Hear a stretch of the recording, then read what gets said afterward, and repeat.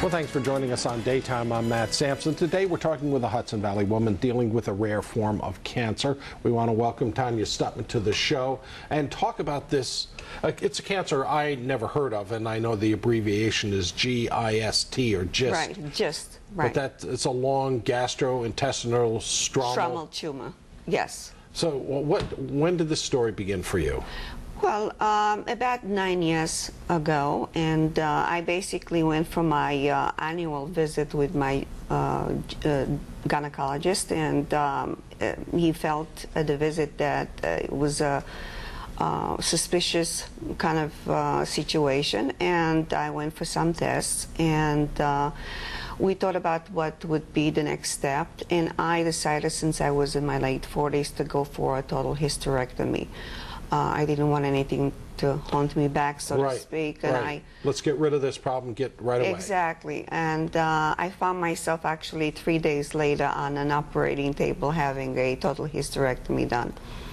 Unfortunately, at the time of the surgery, after doing the total hysterectomy, the surgeon actually realized that nothing was on the ovary and that he saw something on a small bowel and hovering over the bladder as well, and a stalk. And so he needed to speak to another surgeon as a consultation. Now, as we move along, it turns out that was cancerous, this GIST or GIST, and they didn't give you your chances. They didn't give you much in the way of chances. How long did they say you would be living? Well, it's strange that at first they actually said it was benign at the 50-minute biopsy, but at the end of the week in the hospital they came in, they told me that was malignant and rare. And later on I was told that I should get my life in order and that I wasn't going to live more than that year. But I can't believe what'd you do at that point? I mean, you could have laid home and just said, okay, I'm going to try to enjoy these final days. Well, I did at first what any other human being would do. I was so devastated, and I just couldn't believe it. And I'm sure that many people realize at the point where you're actually facing your own mortality, really, it's something that cannot be even described.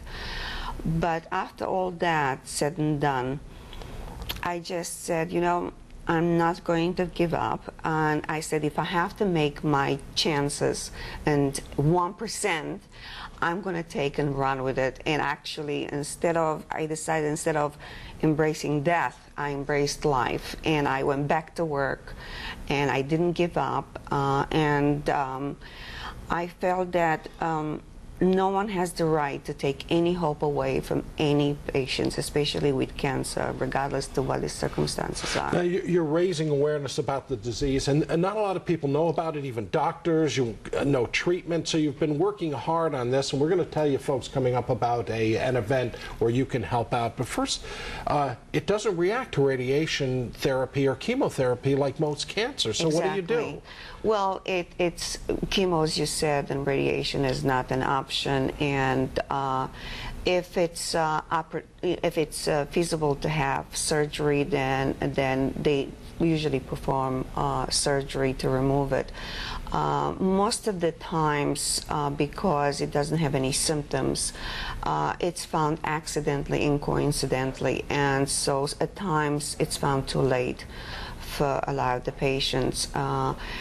In my case, in the beginning, of course, there were no GIST specialists or clinical trial or any drugs available. After the year that I was told I wasn't going to survive, and how many years ago was that? 9 years. So you beat them by 8 to 9 years. I showed them, exactly. But a year after surviving, you know, my death sentence, so to speak, I actually metastasized to my liver. And it was also very hard to find doctors that were very knowledgeable. And it took almost quite a while before I found a doctor that took me as a patient, Dr. Ephraim Kasman, if I could say that. And it would be almost close to 3 years before I even entered a clinical trial at Fox Chase Cancer Center in Philadelphia with a drug called Glivec. Glivec, okay. Which is a Novartis drug, yes. Okay. And at that point, of course, I already metastasized to my liver. And I've been on the clinical trial for 6.5 years, and I have many tumors in my liver, but they're being kept stable by this particular drug, Glivec. Well, we should talk more about this because we want to get to the fact that I guess you and your husband were season ticket holders for the Knicks for years. Oh, yes. So you have a pretty big name right now helping you out. Absolutely. There's the guy we know, that's Walt Clyde Frazier. Walt Clyde Frazier, Whether yes. you were a Knicks fan back in the 60s and 70s or whether you listen to the Knicks now, he is one of the voices and faces of the Knicks. And how's he helping you out? Well, he has been very generous. He actually, this year, which is our 7th annual Walk for a Cure, he will be our MC at the walk, and he is absolutely great. He's a very kind, very compassionate person, and we love him, and we've seen him in action, so it makes it a wonderful experience. Well, and we're people talking love about him. that walk. We should tell the people right now that that walk is coming up. It's at the Rockland Lake State Park, Walk for a Cure. That's in Congress, a Sunday, October 14th. Right. Registration begins at 9:30 a.m. And I was talking here to Tanya. She has a lot of other information you might want to get a hold of. So just log on to news12.com and we'll link you over to those sites. And we want to thank Tanya Stutman for coming in and telling Yes. us her story. And not only that, but of course anyone would like to, we get so many